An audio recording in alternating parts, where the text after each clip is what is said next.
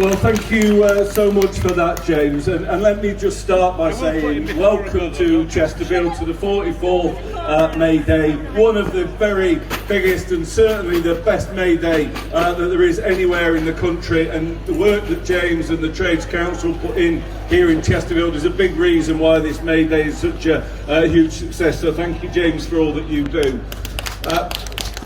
Let me also say that you cannot support the rights of workers without supporting the right sometimes to take strike action. And no one ever wants strike action. Strike action is always a sign of failure. But when the Tory government or whoever it is are being so unreasonable on workers, strike action is absolutely a legitimate last resource for trade unions. And I do support the workers at Just Eat, who are the latest to face appalling employers that they are right now. And in support of the trade union movement, I'm absolutely thrilled that we have Frances O'Grady here with us today.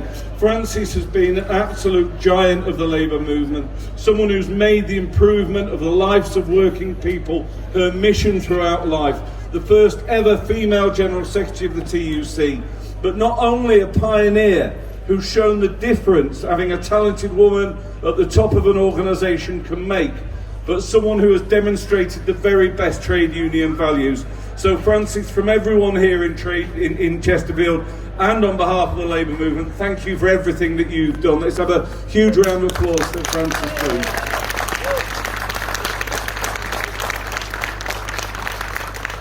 But Chesterfield May Day is also a day of international solidarity, and today we are all thinking about those who are suffering in Ukraine and in the victims of war and refugees around the world.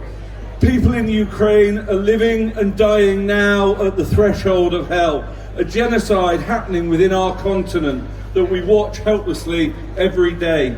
And alongside the military support to help the Ukrainians to defend themselves, we must here in the UK provide a safe and welcoming environment for the women and children who are fleeing for their lives, and a promise that when the fighting stops, there will be no return to normality of relationships with Russia until those responsible for this genocide face justice. Here in Chesterfield, we say it loud and we say it clear: refugees are welcome here. And here in Chesterfield, we make sure that when those people arrive here, they've arrived to a welcoming environment. And across Chesterfield, the people of Chesterfield are putting posters in their window to say that Chesterfield stands with Ukraine. As people will be aware, this weekend marks 25 years since the last time a Tory government was defeated in an election. And make no mistake, Britain did better for having a Labour government. 1 million children lifted out of poverty, record NHS investment, biggest ever fall in waiting times, Sure Start, a commitment to the next generation, particularly situated in the poorest communities, a windfall tax that created a fund to bring 1 million young people off the dole, and record fall in homelessness.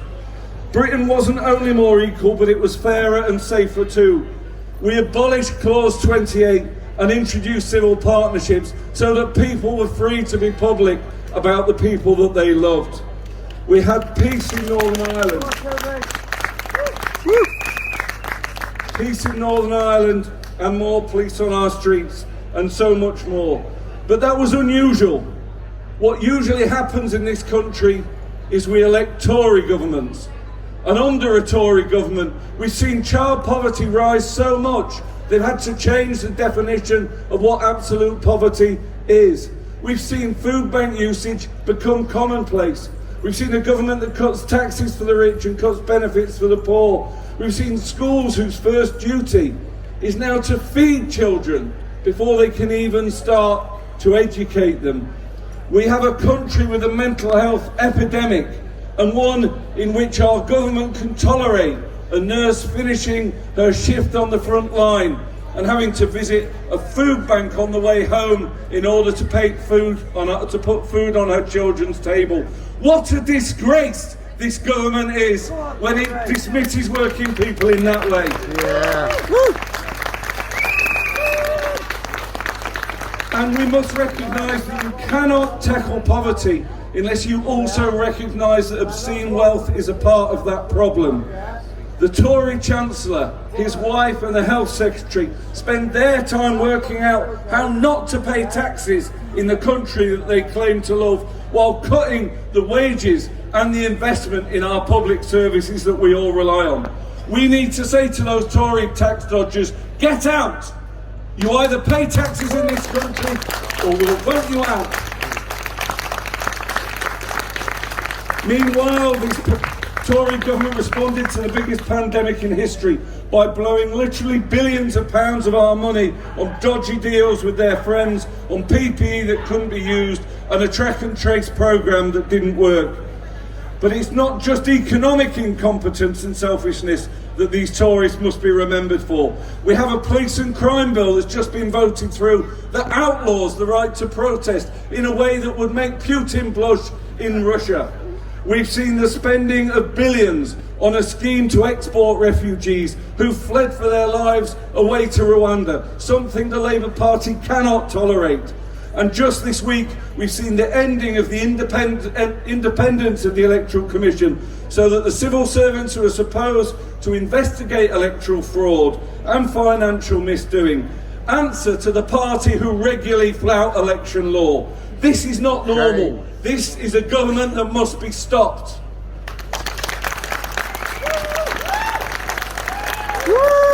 And we all know through history, it's only through electing a Labour government that we stop the Tories. We know the Tories rely on splintering the left vote.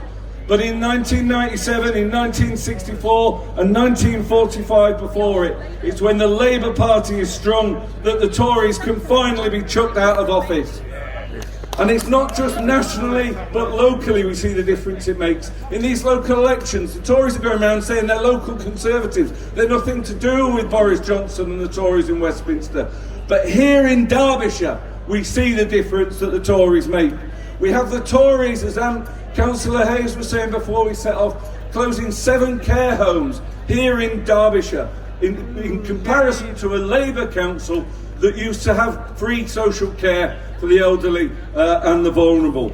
And just as we will fight the closure of the Spinney and the other care homes in Derbyshire and hold the Tories to account for the lies that they said in order to get elected. And under Labour here in Chesterfield, public services like housing, like homelessness provision are provided by public servants, not a rash of outsourcing that we've seen. And under a future Labour government, there will be a presumption for public sector first, with investment in public services and the biggest programme of insourcing those services that has ever been in this country's history. Public services will be run by public servants.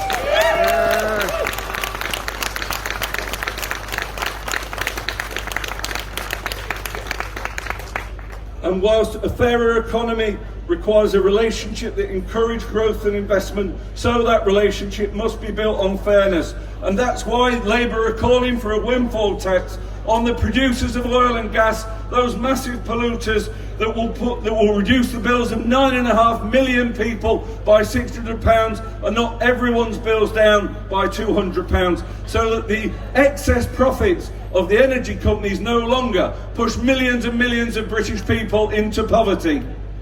But tackling the extortionate prices on energy is just one part of the equation. We also need a step change in our investment in renewable energy.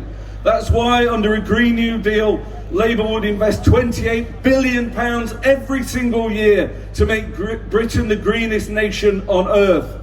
So comrades, let's continue to protest, continue to fight, continue to object against the worst government any of us can remember.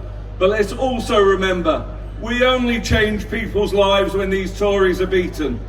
Francis has given us all a shining example of how we harness Labour values to improve the lives of working people. So when we come back here next year, let's come back here ready to win. Thank you very much.